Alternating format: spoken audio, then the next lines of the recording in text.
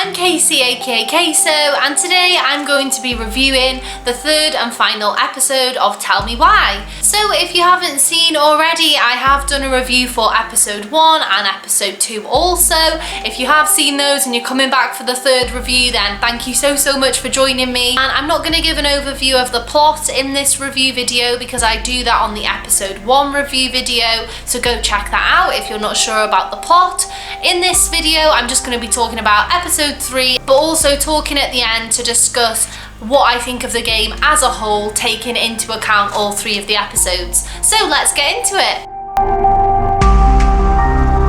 We have a scene with Michael and Alison at the start of episode 3 where she really is not coping at all. She's seeing lots of memories that aren't really memories, you know, they're distorted, and they're people saying bad things to her because she feels guilty about what she did to her mum, and she just is really overwhelmed by everything they've been finding out, and it's really getting on top of her. And basically with Michael, there's the opportunity to talk to him about what's wrong and not to, and I chose to talk about what was wrong and to admit that I've been seeing things and hearing things and things because I just, you know, I was intrigued to see how Michael would respond to that, and he is very understanding, and Alison feels so much better from talking to him. So I just thought it's really good because it emphasizes that people who are struggling with mental health and things, that they need to try and speak to someone, because it is always helpful to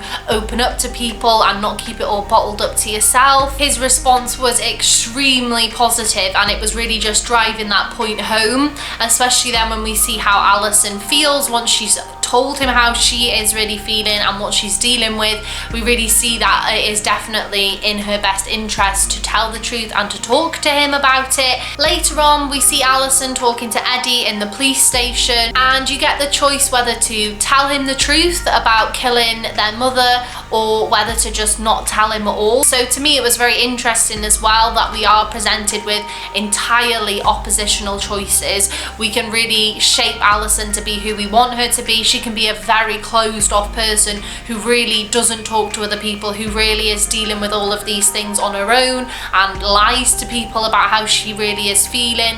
But I again chose to tell the truth because this really was Alison's catharsis, and she felt overwhelmingly better from being honest and opening up. She could almost take that guilt off her shoulders and know that she had been honest and that she said it out loud. She's been honest to her uncle, and yeah, again, that was a very positive response from him, which again just sort of emphasized owning up to things, being honest, seeking support from other people, which I did think was very good. It was problematic to me as well though, this specific thing, because Eddie of course is the chief of the police, and in a letter that we see from his mum in his bedroom, she says that he's always been the person that has always done what's needed to be done. So of course Alison is his niece, he has raised her, but at the end of the day he sent Tyler to the juvenile detention centre, and of course I wasn't expecting or hoping that he would respond really negatively or anything like that, but I just feel like he is extremely okay with the fact that she's owned up that it was her, that she's owning up that she's lied to him for all these years. Of course, as a chief of the police as well, you would think that he would question himself because of course he was the police officer on the case, and as I discussed in episode 1, I think anyway that although it was quite an intriguing twist that it was Alison who killed their mother, it really wasn't plausible that it would have been down as self-defense because she stabbed her in the back with scissors. So I did feel that that was quite lazy and like not believable way for her mother to have been killed and for the police to give that outcome to Tyler. So you know, you think he'd really be questioning himself, and also surely things would have to be told to, you know, the authorities. She'd have to be interviewed, they'd have to amend things, she possibly would be prosecuted, who knows. And I'm not saying for definite that Eddie would do that to her because of course he's gotten very close with her through raising her through these years, but as much as it's good that it emphasised, you know, you should always open up to people and seek support from people, I felt like his response was quite unrealistic to her owning up to this. And again, I didn't want to see all the proceedings after this if he did, you know, look into it further or interview her and things, but even possibly if he'd been quite understanding, but then he'd been kind of confused or worried about what this now meant, now that she told him this information and Alison had sort of fled the police station and were just left wondering what happened or something like that. I think that would have been better. In the police station though, before this, there is the world's most pointless scene ever.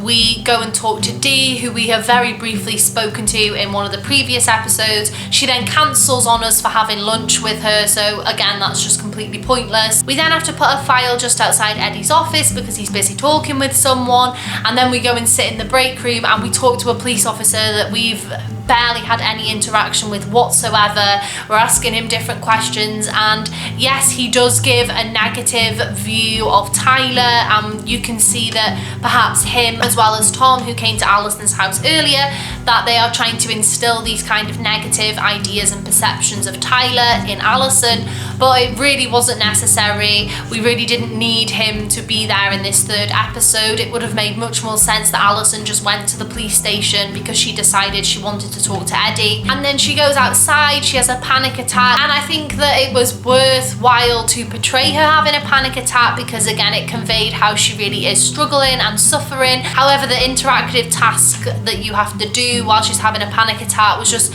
really bizarre and random to me. I mean, I don't know if apps like that really exist. I have not personally used anything like that, but it was just, I don't know, slightly strange, and I feel like in a way, because it was interactive, it kind of took away from her panic attack because you weren't really focusing actually on her, you were just doing this task. So yeah, I didn't really like that either. I liked when Alison went to see Sam Kansky in his workshop, and by this point I kind of had figured out that he wouldn't be the father, but I still felt that the scene was important because he is obviously still deeply heartbroken by the loss of Marianne. He is drinking a lot of alcohol and he's got issues with alcoholism and things, and I think it was really interesting because it kind of emphasised the position potentially that Alison or Tyler could be in the future if they are unable to leave the past in the past. And I think it really emphasised that of course they are entitled to look for answers and they want an end to this and they want to know the truth about everything, but I think it really demonstrated that you can't let the past eat you up because it really will just destroy you, and Sam was a really good depiction of that.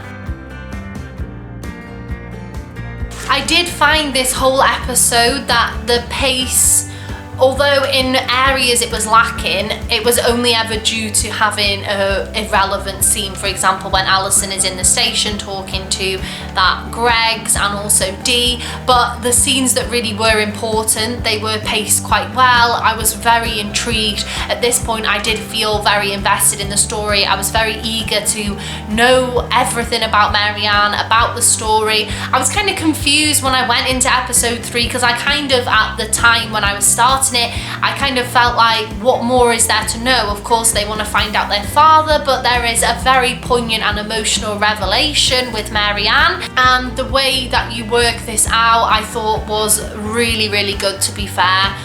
You go up in the barn and it's absolutely gorgeous as well. The graphics and the colours and things are absolutely brilliant. And then there's puzzles where you work out different parts of Marianne's life and her story, and you look through letters and photos and things, and then you work out the puzzles that she created, all inspired by the Book of Goblins, and that was really good. You didn't need to use the Book of Goblins either and read all of those stories to do it, which personally I liked because I haven't been a huge fan of sort of feeling that I'm forced to use those stories and have to sit and read them, because I just didn't find them that interesting, except for the fact that they, to me, clearly portrayed that Marianne had a lot of love for her children, and I did like the creative and imagination element. Yeah, so I really did enjoy that barn scene, how they figure out everything about Marianne, and it is extremely touching.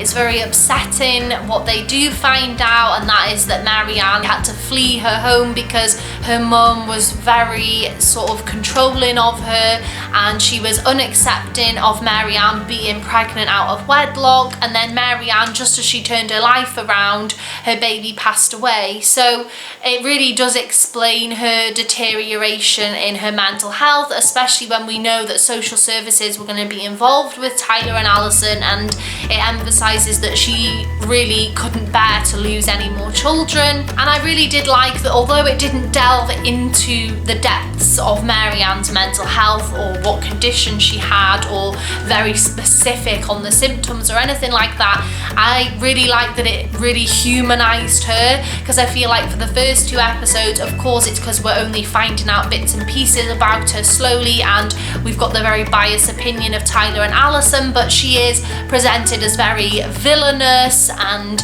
it's just very negative all about her. There really isn't much depth, and I kind of was looking for that to come in episode 3, so I wasn't disappointed with that. That was very good. And I think, you know, even though we've never really met Mary-Anne, she was a very well-rounded and intriguing character of this game. I did like the scene with Michael and Tyler as well when they're talking. Of course, we have seen Michael with Allison previously to this, talking to her, and it really is clear to me that Michael is a device for the story rather than being a character in his own right.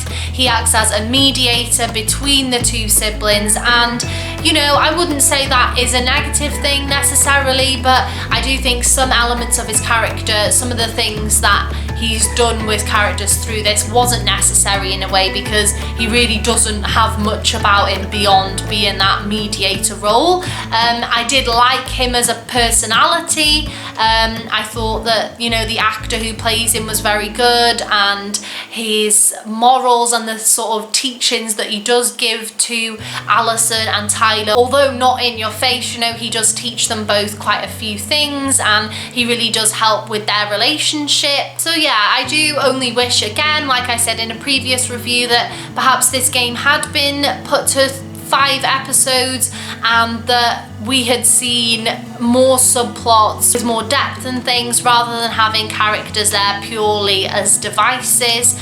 I do think in a way this game could have still been 3 episodes and had that element to it where there is more of a subplot with other characters, and that is because there is a lot of filler in these 3 episodes, which I think if you took that out it would be a lot shorter than it is. And I can understand that for a gaming experience they did want to make this longer for people, and a lot of people will prefer that it's 3 episodes over 1 or 2 episodes, of course, because they've got to go on this journey for a longer period. However, some things that do go on through this game that are quite pointless, I feel like they actually drew me out of the main plot. They drew me out of the scenario. They took me out of that main action and that main focus. So for me, it made it harder for me to really engage with the characters and to really appreciate and care about them and the story for a very long time. I do think by this 3rd episode I did care, I was very invested, and I did enjoy it overall, but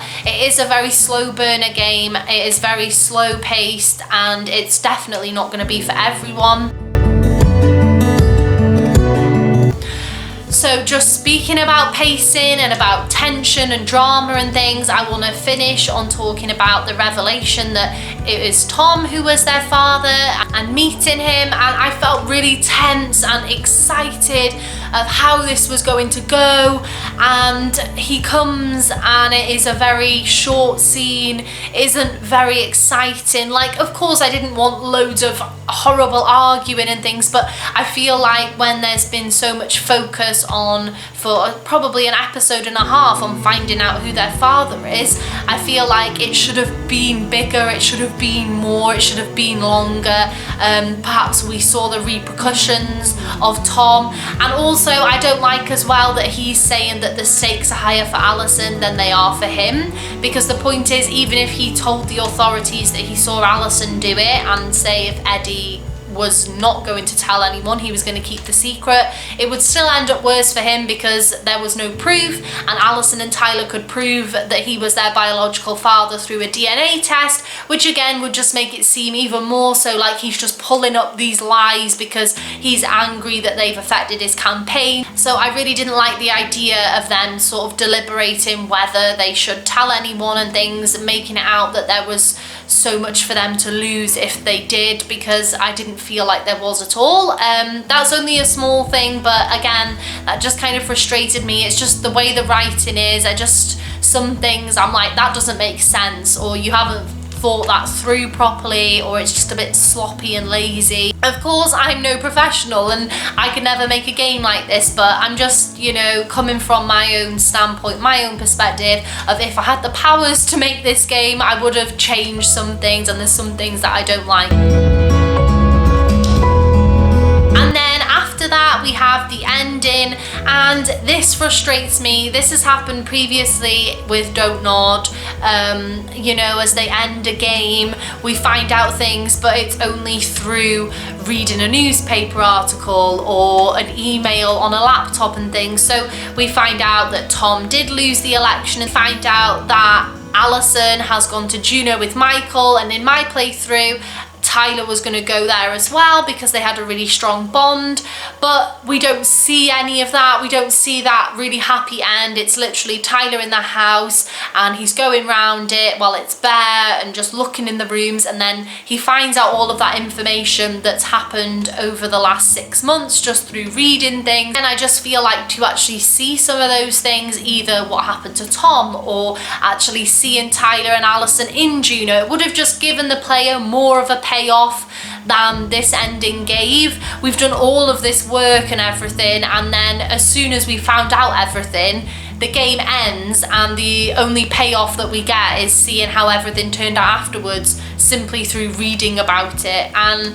again, it just frustrated me because I felt like there was so much more they could have done at the ending. Like, of course you don't want to drag the game out, but I just feel like it was quite an abrupt end, and I'd really got invested during the 3rd episode, as I've said multiple times. So, you know, I don't want to be overly negative and critical, but I just was really excited for the ending as I was playing episode 3. I really was into the game and enjoying myself, and then it just seemed very abrupt and just really didn't give me the payoff that I felt that the player deserved after all of the things that they've done to get to that point. I also, at the very end of the game, I felt like there were barely any statistics. I personally love seeing like the outcomes and how many people have done one thing and how many people have done another, and kind of seeing where my choices had an effect and in what way they had an effect. And by the end of episode 3, there's about 5 things that it tells you, and that to me was disappointing because I felt like even if they had the 5 big things that you affected in that episode, and then sort of after that they had 5 to 10 really small things that you impacted, or how it made a character feel, like I personally really enjoy reading that. I know some people really don't care, so again, that's just something that for me I was disappointed in. As I got to the end, I felt there'd be more information about how I'd impacted the game and the characters and the choices, but there just really wasn't that much information about it.